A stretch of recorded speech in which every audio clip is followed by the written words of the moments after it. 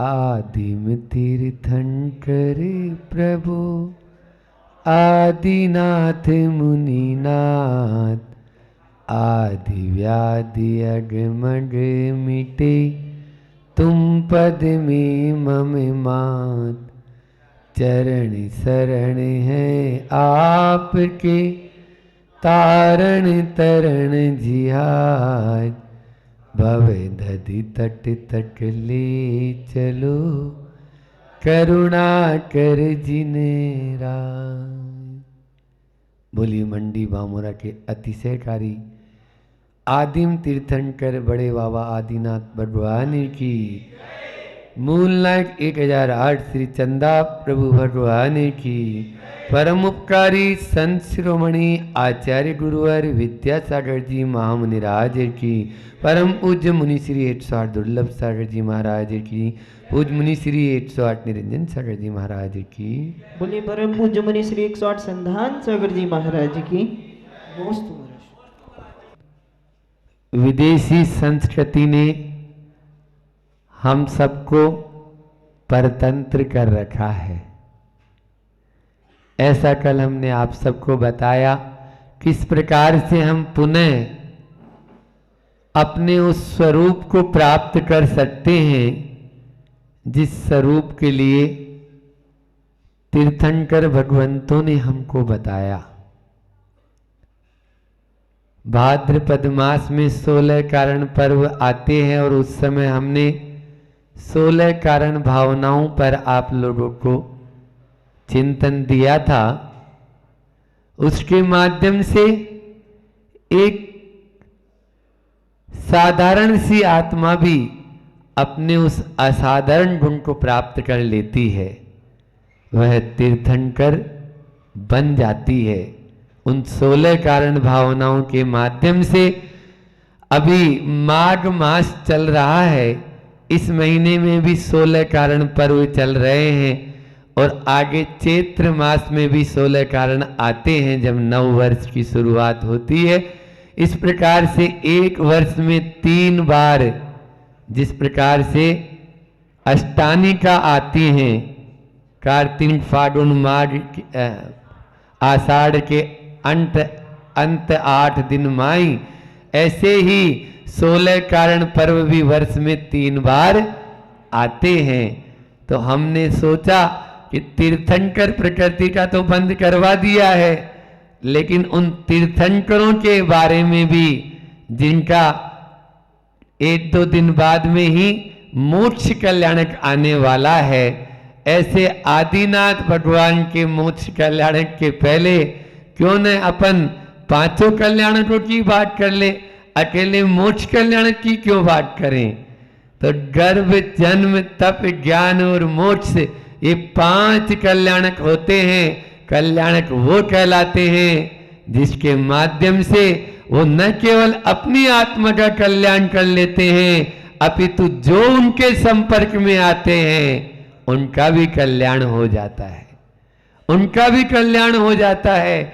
ऐसे वे तीर्थंकर प्रभु जब रोम रोम से अपने आत्म कल्याण के साथ में लोकोप कल्याण की भावना रखते हैं, परमार्थ की भावना रखते हैं, तब वे तीर्थंकर बनते हैं। सभी तीर्थंकर मोक्ष जाते हैं, सभी तीर्थंकर मोक्ष जाते हैं, लेकिन जो जो मोक्ष जाते हैं वो तीर्थंकर ही होते हैं। ऐसी गलत धारणा नहीं बना लेना, ऐसी गलत धारणा नहीं बना लेना। मोक्ष तो साधारण से अरिहंत परमेष्टि जो होते हैं, 4 घातिया कर्मों को नाश कर देते हैं, वे भी जाते हैं। यहां पर उन्होंने अपनी इंद्रिय और मन को जीत लिया। हाँ, इतना अवश्य है, तीर्थंकर विशेष ही होते हैं, उनकी सब क्रियाएं विशेष होती है, उनके सारे के सारे चिंतन आदि भी विशेष होते हैं। यहाँ तक कि उनके अपने जो जन्म देने वाले माता पिता है उनका भी कल्याण हो जाता है उस एक आत्मा के पीछे, एक आत्मा के पीछे। इस सब अपनी अपनी आत्मा के स्वतंत्र जिम्मेदार हैं, लेकिन प्रभाव देखिए कि वहां 169 जो महापुरुष हैं उनमें तीर्थंकरों के माता पिता की भी गिनती है। या तो उसी भव से मोक्ष चले जाते हैं, स्त्री पर्याय है तो मोक्ष नहीं होगा, आगे जाकर एकाध भव में वो भी मोक्ष चली जाती है। आज से अपन उन्हीं तीर्थंकर के बारे में थोड़ा थोड़ा सोचते हैं, समझते हैं और जानते हैं, ताकि हम भी अपनी उस पतित आत्मा को पावन बना सकते हैं। जिस प्रकार से एक साधारण व्यक्ति का जन्म होता है, जब जब धर्म में थोड़ी मंदता आ जाती है, यदा यदा ही धर्मस्य ग्लानिर्भवति भारत है, ऐसा जब सुनते हैं, जब जब धर्म के ऊपर या धर्म के अंदर मिलावट आना शुरू हो जाती है, ऐसे ही तीर्थंकर महापुरुषों को जन्म लेने की आवश्यकता पड़ती है, जिनके माध्यम से फिर से वह धूमिल हुई हुई हमारी जो संस्कृति है पुनरुत्थान को प्राप्त हो जाती है। वर्तमान में हमने तीर्थंकर को तो नहीं देखा है, लेकिन हमारे गुरुजी आचार्य गुरु और विद्यासागर जी महाराज को जब देख लेते हैं तो समझ में आ जाता है कि तीर्थंकर कैसे होंगे। जिनकी प्रतिमा इतनी सुंदर, वो कितना सुंदर होगा जिसने ऐसी कृति बनाई है। इस प्रकार से इनको देख लो तो निश्चित रूप से हमें वो सब कुछ दिखने लगता है जो तीर्थंकरों के अंदर होता है। उनके जन्म से पहले ही गर्भ में जब वो आते हैं तो देवराज इंद्र कुबेर को आदेश करते हैं 6 महीने पहले ही, जाओ रत्नों की वर्षा करना है। और 9 महीने तक जब वो पेट में रहते हैं तब तक 15 महीने तक लगातार कितनी बार, 1 बार नहीं, 2 बार नहीं, 4 बार 3.5 करोड़ रत्न बरसाते हैं। एक दिन में 14 करोड़ रत्नों की वर्षा होती है। ऐसे है वो तीर्थंकर, सामान्य नहीं होते, असामान्य होते हैं। जो उनके चरणों में आकर बैठता है वो भी असामान्य हो जाते हैं। अभी अपन ने प्रतिमा विज्ञान की जब चर्चा की थी तो मैंने बताया था, पहली कारिका में ही आचार्य समंत भद्र स्वामी ने कहा, ये व्रत हम नहीं दे रहे, ये व्रत हमने नहीं बनाए, ये बताए हैं तीर्थंकर ने। एक और आप अपनी बात को क्लियर कर ले, तीर्थंकर और अवतारवाद में फर्क है। अभी मैंने जो कारिका बोली थी वो जैनेतर समाज से जो यदा यदाई धर्मस्य है, तो वो अवतारवाद को मानते हैं। हमारे यहाँ अवतारवाद नहीं है। हमारे यहाँ जैसा जन्म आप सबका और हमारा हुआ है वैसा ही उनका होता है। बस इतना जरूर है, वो अपनी आत्मा को पूर्व जन्मों में इतना तपा लेते हैं, इतना तपा लेते हैं, इतना तपा लेते हैं कि अब उनका यह अंतिम जन्म होता है। तीर्थंकर का कभी पुनर्जन्म नहीं होता। एक बार बस वो अंतिम गर्भ में धारण करते हैं, उसके बाद में उनको आने की आवश्यकता ही नहीं। वो अपनी मुक्ति को प्राप्त कर लेते हैं और हमेशा उस शाश्वत पद को प्राप्त कर लेते हैं। आज गर्भ कल्याण की बात करते हैं कि किस प्रकार से वह जीव जब गर्भ में आता है उसके 6 महीने पहले ही रत्नों की वर्षा होने लगती है। माता को 16 स्वप्न आते हैं। उन स्वप्नों का फल वह अपने पति से समझती है। आप लोगों ने पंच कल्याणक में ये देखा होगा सब कुछ कि किस प्रकार से वह जो जीव आ रहा है वह कैसा होगा। पूत के लक्षण पालने में, यहाँ तो पालने की बात नहीं है, अभी तो पालने में आने के पहले की बात है। उसी के पहले जैसे कहीं पर पानी गिरता है या पानी बरसात होना होता है तो पहले ठंडी हवाएं चलना शुरू हो जाती है, राहत मिलना शुरू हो जाती है। इसी प्रकार से उनका यह जीवन होता है। लेकिन यह बिरले प्राणियों को ही प्राप्त होता है, हर किसी को प्राप्त नहीं हो जाता है कि हर कोई को वह पद प्राप्त हो जाए। कोई एक आध, जैसे मोती होता है सीप के मुख में, हर पानी की बूंद मोती नहीं होती। स्वाति नक्षत्र हो, सीप का मुख खुला हो और वह जब जाकर गिर जाता है तो मोती बन जाता है। अच्छे अच्छे मोती झरा को भी ठीक कर देता है। बुखार होता है ना, बुखार, वो बुखार है, वो बिगड़ जाता है तो टाइफाइड हो जाता है। उस टाइफाइड को ही हिंदी में मोती जरा बोलते हैं, मोती जरा। और वो मोती की पिष्टी जब दे देता है वैद्य घोट के, तो वो मोती जरा दूर हो जाता है। ऐसे ही वह तीर्थंकर बालक गर्भ में आया है। अब अच्छे अच्छे के टाइफाइड दूर कर देगा वो, अच्छे अच्छों के बुखार को। इस संसार में जिन जिन को भी कर्म का रोग लगा है, अपने कर्म का रोग तो दूर कर ही देगा, कर ही लेगा। उनके संपर्क में आने वालों के भी कर्म के रोग दूर कर देते हैं। इस प्रकार से यह गर्भ कल्याणक का रूप होता है, जिसमें अष्ट कुमारियां आकर माता की सेवा करती रहती है। पुण्य के प्रभाव से सब कुछ संभव है, और पुण्य नहीं हो तो जो हाथ में होता है ना, वो भी खिसक जाता है, वो भी निकल जाता है। इसलिए पुण्य को बढ़ाने का हमें हमेशा पुरुषार्थ करते रहना चाहिए। पुण्य को बढ़ाएंगे तो ये सब सहज। पुण्य फला अरहंता, ऐसा आचार्य कुंद कुंद भगवान ने प्रवचन सार में भी कहा है कि पुण्य के फल से ही अरिहंत प्रभु बन सकते हैं, बिना पुण्य के नहीं हो सकता ये सब। अच्छे कुल में जन्म होता है, किसी दीन दरिद्री के यहाँ उनका जन्म नहीं होता है।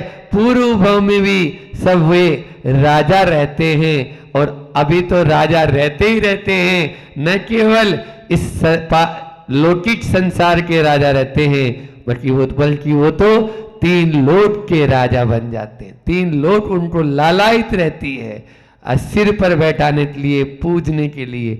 ऐसे वे तीर्थंकर प्रभु गर्भ में आते हैं तो देवता लोग गर्भ कल्याणक मनाते हैं। चारों प्रकार के जो देव होते हैं उनके यहाँ घंटा नाद, दुंदुभी नाद, वाद्य आदि जो होते हैं वो बजते हैं, भेरी आदि बजती है।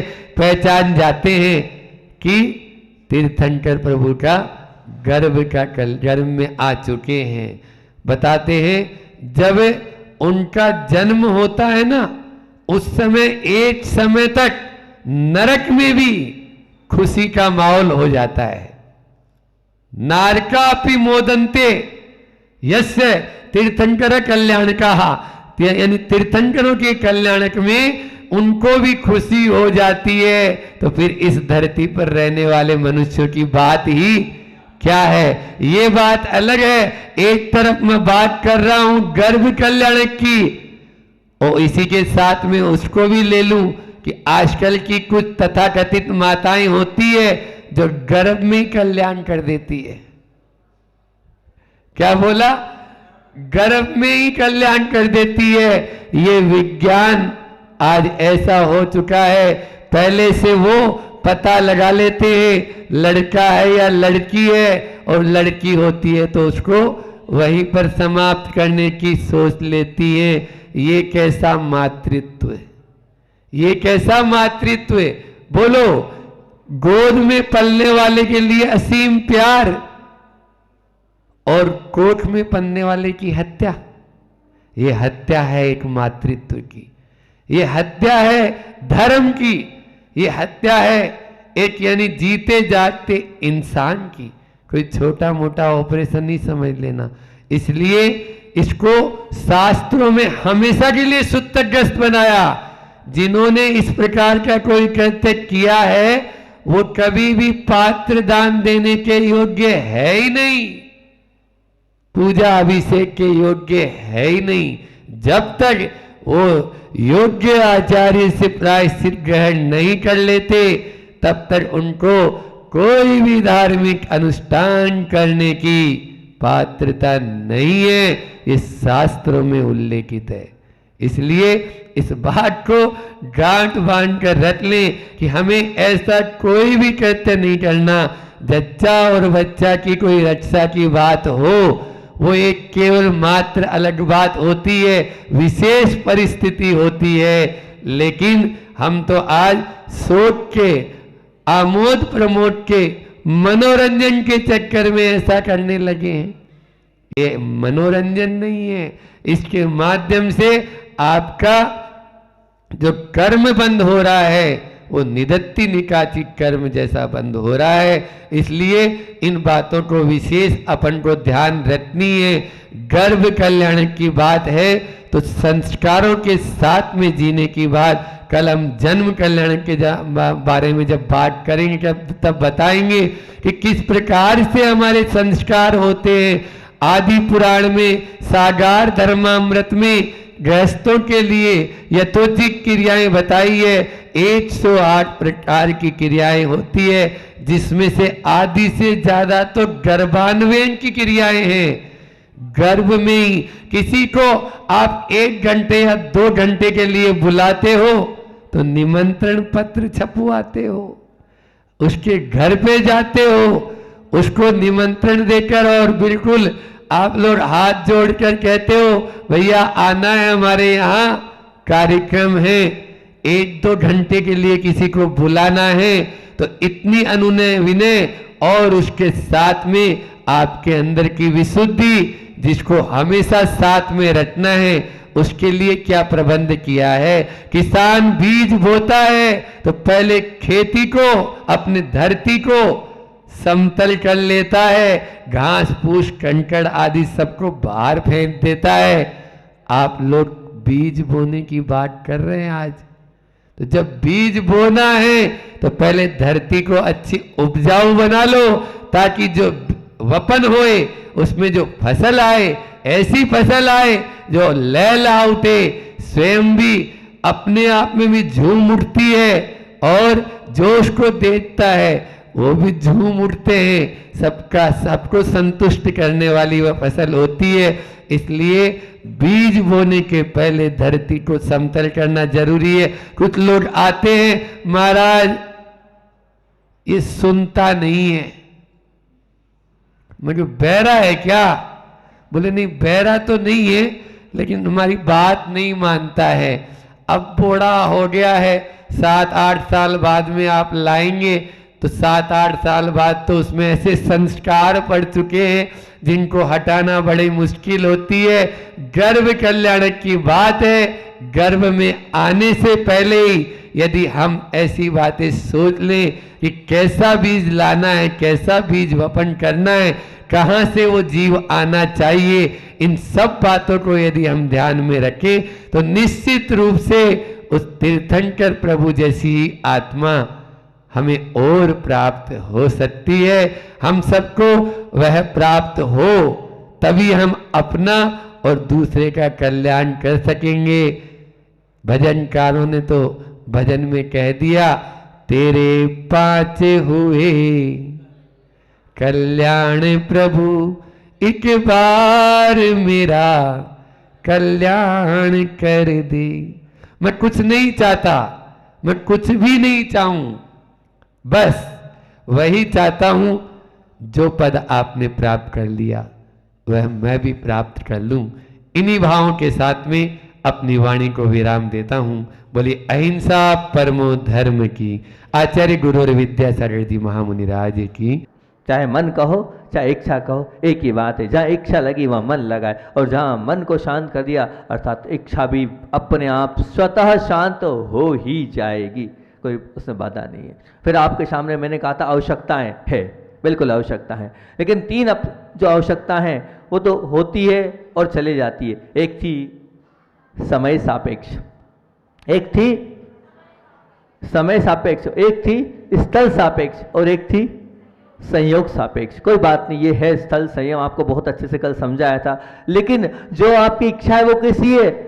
सर्व सापेक्ष, मतलब हमेशा बनी रहेगी। ये 3 तो उस समय हुई और चले जाती है, ये आवश्यकता है, लेकिन जो इच्छा है वो सर्व सापेक्ष है, हमेशा हमारे साथ लगी रहती है। फिर अंत में मैंने बात बोली थी और अंतिम बात आपके सामने रखी थी, आवश्यकता के नाम पर तुम इच्छा की बात तो नहीं कर रहे हो, अपने मन से पूछो, अंतिम बात यहाँ बोली थी मैंने कि आवश्यकता के नाम पर कहीं तुम इच्छा के केंद्र में तो नहीं पहुंचोगे, इच्छा के दरबार में तो नहीं। और हो यही रहा है, हम बात करते हैं आवश्यकता की और पहुंच जाते हैं इच्छा पर, और वो इच्छा ही हमें ले डूबती है। यहाँ तक कल की अपनी चर्चा थी। अब पुनः अपन और इसी विषय को आगे बढ़ाते हुए क्या करें, आपका पुण्य है बढ़ता जा रहा है। मैं तो 30 पे ही एंड कर रहा था, पहले 30 थे, मतलब अब वो 35वां होता चले जा रहा है, और अभी भी पता नहीं क्या होगा, भगवान जाने। बामोरा वालों का पुण्य का उदय, बहुत अच्छा विषय आज का भी है, मार्मिक विषय है। बताओ बच्चों को ये सिखाया जाता, पाप कितने होते हैं? सब बोलो ना, 5 ही होते हैं। अभी आप पलटना मत, बामोरा वालों पलटना मत। साधु परमेष्ठी के सामने बोला है पाप 5 होते हैं। अभी आप खुद पलटोगे, अभी आप खुद पलटोगे, पाप 5 नहीं होते हैं। तो पाप 5 होते हैं, आप बच्चों को बोल सिखाते हो पाठशाला में, पाप 5 होते हैं, हिंसा, झूठ, चोरी, कुशल, परिग्रह। 5 पाप आपने रटे हैं और आपको आते हैं और आत्मसात है ये 5 पाप। पर मानव की एक विचित्रता है, आपको बताएं, वो हिंसा से बचना चाहता है। क्यों बचना चाहता है? क्योंकि वो उसे पाप मानता है, वो उसमें सतत उसे डर लेता है, मैंने अगर किसी का बुरा किया तो निश्चित मेरा बुरा होगा। उसे डर है, मैंने किसी को मारा तो निश्चित तौर से आज नहीं कल मैं भी मारा जाऊंगा। ये डर बैठा है उसके अंदर, वो धर्मात्मा है, इस चीज से वो स्वीकार करता है। दूसरी बात, उसे वो डर तो है, ये इसको हम 3 पहलू में लेते हैं तो बहुत अच्छे से बात समझ में आएगी। 3 पहलू क्या? एक पहलू है स्वयं का, आत्मा का। दूसरा पहलू इसको अपन घटित करते हैं कुटुंब से, परिवार से, और तीसरा समाज से, देश से। तो जब वो हिंसा करता है तो खुद डरता है, खुद के अंदर वो भय बना हुआ है, वो बचता है, उसे मालूम है आगे क्या होना है। दूसरा, उसे मालूम है अगर मेरी हिंसा का किसी को पता चला तो परिवार में मेरी क्या इज्जत रह जाएगी, मेरी नाक कट जाएगी, परिवार वाले मुझे उस निगाह से देखेंगे और मेरे लिए हीन दृष्टिकोण बन जाएगा। ये किसकी? परिवार। और समाज में तो मैं मुंह दिखाने लायक नहीं रहूँगा, कहाँ जाऊँगा। वो इसलिए हिंसा से डरता है। समाज हिंसा को क्योंकि स्वीकार नहीं करती है, हिंसक पकड़ा जाता है तो समाज की दृष्टि में वो गिर जाता है और उसे क्या, उसे तो बाहर कर दिया जाता है। यहाँ तक कि अगर आपको वो पुरानी कहानी याद हो तो आप याद करना क्या कैसा किया था। राजा ने कहा था कि अष्टानिका में कोई भी हिंसक हिंसा नहीं करेगा, लेकिन राजा का पुत्र राजकुमार था और उसने क्या किया, यहाँ तक कि छोड़ो, जब पशु पक्षी नहीं मिले तो नर बक्षी बन गया वो। और नर छोटे छोटे बच्चों को जब पता चला ये स्थिति बनी है तो राजा भी न्याय प्रिय था और उस राजा ने क्या किया, उस अपने राजकुमार को दंड दे दिया। और क्या दंड दिया आपको पता ही है सबको, मृत्यु दंड दिया था कि जिस राज्य में अहिंसा धर्म का पालन होता है और वहां तुम ये, और वो भी मेरा पुत्र, अपने राजकुमार को सूली पे चढ़ाने के लिए वो आज्ञा उन्हें प्रदान करी थी। तो ये हिंसा है, हिंसा किसी को पसंद नहीं है, ना समाज को पसंद है, ना परिवार को पसंद है, और उससे बढ़कर तो स्वयं को भी पसंद नहीं है। स्वयं भी डरता है, स्वयं भी भाव खाता है और उसे मालूम है कि सतत उसे लगता है कुछ ना कुछ मेरा बुरा हो जाएगा, इसलिए मुझे हिंसा नहीं करना। स्वीकार है ये सबको, ये पाप सबको स्वीकार है, आपको भी स्वीकार है, कोई दिक्कत नहीं, स्वीकार है। अब दूसरी बात, वो झूठ से भी बचता है, वो झूठ से भी बचना चाहता है, क्योंकि कारण उसे मैं सामने वाले से साथ कुछ छल कर रहा हूं, ऐसे अंदर अंदर उसको चुभता है। झूठ तो बोल देता है वो, लेकिन झूठ बोलने के बाद उसे लगता तो है कि मैंने गलत किया है, उसे लगता है मैंने झूठ बोला है, मुझे झूठ नहीं बोलना चाहिए, ये गलत है। ये अंदर जो फीलिंग हो रही है, ये भी एक अपने आप में आचार्य श्री कहते हैं, पाप करने के बाद आपको ये तो लगे कि मैंने पाप किया है, कम से कम इतने धर्मात्मा तो हो आप। बहुत बड़ी बात होती है कि स्वीकार करना मन से, हाँ मैंने गलत किया है, ये बहुत बड़ी अच्छी बात है। पाप करने के बाद स्वीकार करना, तो वो झूठ बोलने के बाद अंदर से थोड़ी फीलिंग उसको होती है कि मैं गलत कर रहा हूँ, और फिर उसी को ये स्वयं की हुई, उसे मालूम है ये झूठ अगर पूरे परिवार को पता चलेगा वहाँ मेरा क्या होगा, मेरा सुलूक क्या होगा, मेरी स्थिति क्या होगी, मेरी परिस्थिति क्या होगी। इसके परिवार से भी भय खाता है, डरता है, और परिवार के साथ समाज में क्या होगा, समाज में अगर मैं पकड़ा गया तो मैं अपमानित ही होऊंगा। अरे भैया ये इसकी बात पर विश्वास नहीं करना, क्या फेंका फाकी करता है ये, और जब ये बात करे तो लपेटना चालू कर दो, ऐसा बोलते ना आप लोग। इसकी अगर मान लो 10 बात कर रहा है तो समझ लेना 9 बात तो इसकी झूठी रहती, मतलब विश्वास खो देते हो आप अपना, और विश्वास के कारण आपके लिए आपकी स्वयं की जो किरदार है वो समाप्त हो जाता है, आपकी विनय समाप्त हो जाती है, आपकी इज्जत समाप्त हो जाती है। मतलब अगर यहाँ तक कि बात सत्य हो, उसने कही है कोई भरोसा नहीं, मतलब ये मैं साक्षात देखता हूँ, मेरे मतलब कॉलेज लाइफ में देखा, उसने कही है कोई भरोसा नहीं, क्यों? आधी बात झूठी रहती है उसकी, हवा में बात करता है वो। ये आपका किरदार बन जाता है, ये आपकी वास्तविकता बन जाती है। इसलिए आप क्या है, आप उससे डरते हो कि नहीं, कम से कम थोड़ी बहुत तो मेरी इज्जत बनी रहे, थोड़ी बहुत तो मेरी आबरू बनी रहे, सबके बीच में मेरा क्या होगा। ये झूठ भी आपको थोड़ा थोड़ा तो स्वीकार है, इसको आप पाप मानते हो ना? बोलो तो सही, हाँ तो करो, मानते हो, बहुत अच्छी बात है। अब तीसरा, चोरी से भी आप बचना चाहते हो, चोरी से बच, क्योंकि पकड़े जाने का भय आपको अंतरंग से निरंतर बना रहता है कि मैं चोरी कर रहा हूं, अब पकड़ा जाऊंगा तो मेरा क्या होगा। और गलत रास्ते से आने वाली वो जो संपत्ति है, वो संपत्ति रास्ते ला तो रहा हूं, निश्चित तौर से वो निकल जाएगी, बीमारी में निकल जाएगी, या ऐसा कोई पाप का उदय आएगा कि चले जाएगी। बना रहता है आपको उस चोरी का भय, अंतरंग में रहता है, और ऐसा भय हमेशा रहता है। वो चोरी करते करते भी भयभीत होकर चोरी करता, और पकड़े जाने की बदनामी उसको हमेशा बनी रहती है कि अब मैं पकड़ा गया तो मेरा क्या होगा, अब मेरे जीवन का क्या होगा, मेरे भविष्य का क्या हो गया, मेरे बच्चों का क्या हो गया, मेरे पर तो एक बदनामी का टीका लग जाएगा। वो चोर भयभीत रहता है, स्वयं से, परिवार से, समाज से, तीनों जगह अगर तोलें तो चोरी से भय खाता है कि नहीं बताओ? कोई भी चोर कभी भी प्रसन्नतापूर्वक चोरी नहीं करेगा, और चोरी करने के बाद कभी प्रसन्न नहीं होगा चोर।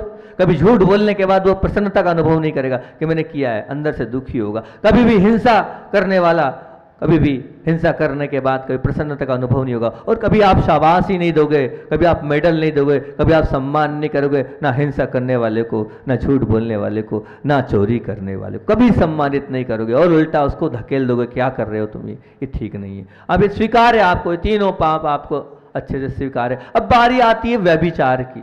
अब व्यभिचार से आप बचना चाहते, क्योंकि यदि ये पाप कहीं दुनिया के सामने पकड़ा गया तो वर्षों से बनी मेरी प्रतिष्ठा धूमिल हो जाएगी, ऐसा पूरा खतरा बना रहता है। और फिर स्वयं आपको लगता है कि अगर मैं अपने शील को भंग कर लूँगा तो मेरी क्या पवित्रता रह जाएगी। अगर मैं अपने अंतरंग परिणामों से अगर अपने खुद का समाप्त कर रहा हूँ, उस वासना के प्रति आकर्षित होकर, तो मेरा खुद का क्या अस्तित्व रह जाएगा। और वास्तविकता में ध्यान रखना, सब कुछ एक तरफ लेकिन शील एक तरफ। जिसका शील पवित्र है, समझना उसका सब कुछ पवित्र है। वो पापी सबसे बड़ा पापी है जिसका शील सुरक्षित नहीं है। इसलिए बार बार आगम ग्रंथों में आती, सब बर्बाद कर लेना लेकिन कभी शील को खत्म नहीं होने देना। शील महान चीज है, इसी से अंतरात्मा पवित्र होती। लेकिन जिसका शील सुरक्षित नहीं है, जिसका शील पवित्र नहीं है, वो सुरक्षित ना है, ना होगा, ना रहेगा। इसलिए ध्यान रखना, अगर गलती हो भी जाती है, मैंने पहले भी कहा था, अगर ऐसा लगता है हमारे जीवन में हमने कुछ गलतियां करी हो, तो गुरु के समक्ष जाकर उन गलतियों को स्वीकार कर लेना। आचार्य भगवान बार बार बोलते हैं, अगर हमें उसका उस शील का दुख है तो 50% तो वहीं समाप्त हो जाता है कि हमें दुख है इस चीज का कि हमने गलत किया। उसके बाद फिर लगता है कि हाँ, तो गुरु के समक्ष जाके आपने बता भर दिया, उतने में 25% हमारा वो पाप धुल जाता है। और बाकी बचा 25%, जब गुरु ने प्रायश्चित दिया आप धुल जाओगे, आप पवित्र बन जाओगे। उसके पहले तक आप ना पवित्र बन पाओगे। अपने आप को पवित्र बनाना, गलती किससे नहीं होती है? गलती सबसे होती है। गलती है तभी तो हम संसार में अटके हैं। अगर गलती नहीं होती तो हम भी तो ऊपर उठ जाते, हम भी तो ऊपर भगवान के समक्ष बैठ जाते। गलती सबसे होती है, हर व्यक्ति गलती का एक पिटारा है। अगर होती हुई है गलती, स्वीकारो, गुरु के चरणों में जाओ और क्षमा याचना करो और कहो कि हाँ मैंने पाप किया है, मेरे इन पापों को आप मुक्त करो और मुझे शुद्ध करो, मुझे पवित्र करो, तभी आप पवित्र बन सकते हो। उसके पहले पवित्र नहीं। और ध्यान रखना, इस क्षेत्र में ये ध्यान रखना, किसी दूसरे को मत देखना कि दूसरे ने क्या किया है। नहीं, दूसरे को देखने वाला नीच गोत्र का बंद करता है। आपको स्वयं को, अपने आप को देखना है, उसने क्या किया और उसके जीवन में उसने कौन सा पाप किया और वो प्रायश्चित ले रहा है कि नहीं, वो शुद्ध है कि नहीं, वो पवित्र है कि नहीं। अगर आपकी ये भावना है तो ध्यान रखना, आप नीच गोत्र का बंद कर रहे हो। आप तो स्वयं को झांक के देखो कि मैंने क्या पाप किया है और मेरे माध्यम से क्या गलती हुई है। मैंने अगर वो गलती की है और मैंने अगर वो पाप किया है तो मैं जाऊं और क्षमा याचना करूं और उसको पवित्र बनूं। अगर आज आप पवित्र बन गए तो जो जो कार्य आप करोगे वो पवित्रता के धोतक ही कहलाएंगे। नहीं तो आज आप भले पूजन कर रहे हो, भक्ति कर रहे हो, विदान कर रहे हो, आहार दान कर रहे हो, दान कर रहे हो, कोई महत्व का नहीं है आपका ये सब। अरे आपका वो चारित्र तो समाप्त हो चुका है और उस चारित्र समाप्त करने के बाद ये कार्य कर भी रहे हो तो इसका कोई प्रयोजन नहीं है, कुछ भी लेना देना नहीं है। तो इस प्रकार ध्यान रखना, व्यभिचार से हर व्यक्ति डरता है। यदि वो पाप पकड़ा गया तो वर्ष से बनी वो प्रतिष्ठा धूमिल हो जाती है, उसे पूरा खतरा रहता है। फिर वो पाप शिष्ट पुरुषों में, समाज के बीच में अस्वीकार्य है, वह उसे हमेशा ख्याल रहता है, इसलिए उस व्याभिचार से वो बचता है और हो भी जाता है तो उसको चिंता होती कि मैंने गलत किया है, मुझे नहीं करना चाहिए। उसके अंदर वो हाँ दुष्ट चिंत्यम बना ही रहता है। तो ये चौथा पाप, ये कौन कौन से पाप हो गए हमारे? हिंसा हो गई, झूठ हो गया, चोरी हो गई, व्याभिचार, चारों पाप लोक दृष्टि में भी, कुटुंब की दृष्टि में भी, मतलब परिवार की दृष्टि में भी और स्वयं की दृष्टि में भी त्याज्य है, त्याग योग्य है। इन पापों के सेवन काल में भय भी है, शर्म भी है, दोनों का अनुभव होता है। चाहे हिंसा करो, चाहे झूठ बोलो, चाहे चोरी करो, चाहे व्याभिचार करो, इसमें स्वयं भय भी बना रहता है और भय के साथ साथ शर्म भी बनी रहती है कि क्या होगा अगर किसी को पता चल गया मैंने ऐसा किया है तो मेरा क्या होगा, मेरा तो सब कुछ समाप्त हो जाएगा, बचा क्या? वही तो एक इज्जत है और उस इज्जत को मैंने समाप्त कर दिया। तो मतलब भय और शर्म दोनों इन चारों के साथ लगी। परंतु दुख की बात यह है, इन चारों पापों का मैदान उपलब्ध करने वाला वो परिग्रह, इन चारों पापों को क्या मैदान उत्पन्न करने वाला, जिस पे आप खेल रहे हो, बेसमेंट उपलब्ध कराने वाला वो जो परिग्रह है, ना तो समाज खराब मानती है, ना कुटुंब के सदस्य खराब मानते हैं और ना ही स्वयं आप उसको खराब मानते हो। मानता है कोई? बता दो, कोई माइका लाल है यहाँ पर बैठा हुआ जो ये कह दे कि हाँ इस परिग्रह को मैं पाप मानता हूं? कोई नहीं मानता, ना स्वयं मानते हैं मन से, ना परिवार वाले मानते, ना समाज वाले मानते। जो जितना बड़ा पैसे वाला होगा वो उतना सम्मानजनक होगा, उसके लिए तो आप खड़े हो जाओगे, आदर सम्मान करोगे। अरे वो तो बहुत बड़ा पापी है। क्या है? पापी है। मतलब आप किसको सम्मान दे रहे हो? पाप को सम्मान दे रहे हो, पाप के प्रति झुक रहे हो। जिसके पास जितना है वो पापी है, ये कोई स्वीकार नहीं कर रहा। मेरी बात को कोई नहीं मानने वाला, मैं कितना ही चिल्ला के बोल लूं फिर भी कोई नहीं कहेगा कि जितना बड़ा पैसे वाला है वो उतना बड़ा पापी है। आज आपके सामने आपसे कह दिया जाए आपकी लड़की हैगी, अब आपकी लड़की का विवाह करना है, एक धर्मात्मा है, वो 10,000 रुपये महीने की नौकरी करता है, सात्विक जीवन जीता है, और एक वो बाहर रहता है और 10 लाख का पैकेज है, 1 लाख का महीने की नौकरी, 10 लाख का पैकेज है, तो आप किसको पसंद करोगे? पापी को, धर्मात्मा को नहीं।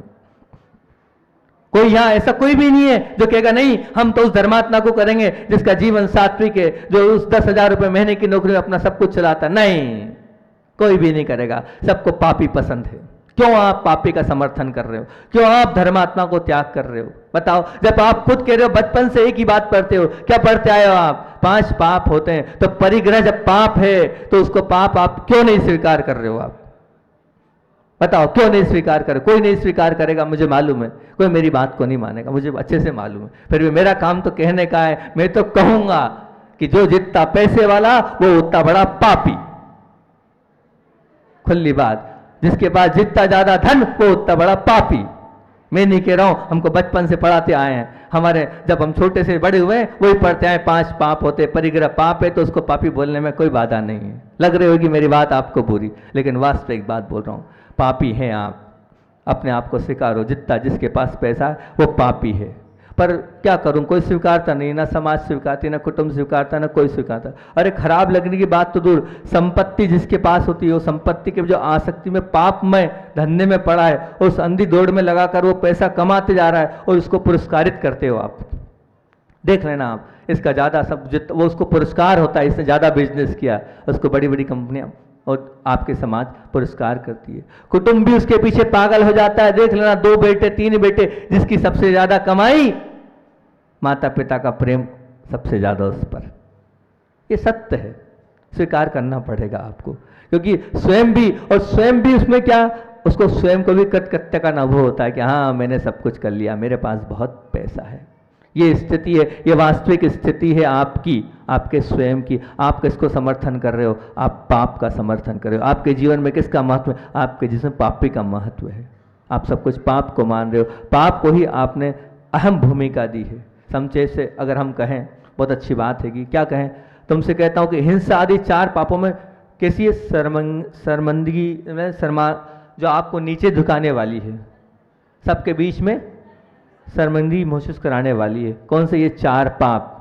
और बाकी जो परिग्रह रूपी पाप है वो सबके बीच में आपको हर्षित कराने वाला है। वो तो शर्मिंदगी करा रही है, और ये क्या करा रहा है? हर्षित। देख लेना, हर्षित तो करे, आप भी हर्षित हैं और सबके बीच में आपको भी हर्ष का विषय माना जाएगा। क्या? वो आपका परिग्रह रूपी पाप। वो परिग्रह रूपी पाप आपको हर्षित कराने वाला है, और वो 4 पाप तो आपको शर्म से झुका देते हैं, और ये परिग्रह रूपी पाप आपको हर्षित कराने वाले हैं। ये निश्चित ध्यान रखना। शर्मिंदगी वाले पाप कर्मों से यदि व्यक्ति स्वयं ना भी रुकना चाहे तो उसका कुटुंब उसे रोक देता है कि ठीक नहीं है, मतलब ये नहीं करना चाहिए, 4 पाप ठीक नहीं। परिवार वाले रोक देंगे, मना कर देंगे, 4 पापों को हमें, इन 4 पापों में हमें नहीं पड़ना है। और मान लो अगर कोई कुटुंब का सदस्य इन 4 पापों में साथ भी दे दे, झूठ में साथ दे दे, चोरी में साथ दे दे, परिग्रह कुशील में साथ दे दे, है ना, इनमें साथ भी दे दे इन 4 पापों में, परंतु ध्यान रखना, क्या ये दे भी देंगे पर उनका बस न चलता हो तो अंत में क्या, वो समाज तो उनको रोकता ही हैगा कि नहीं भैया इसमें नहीं करना।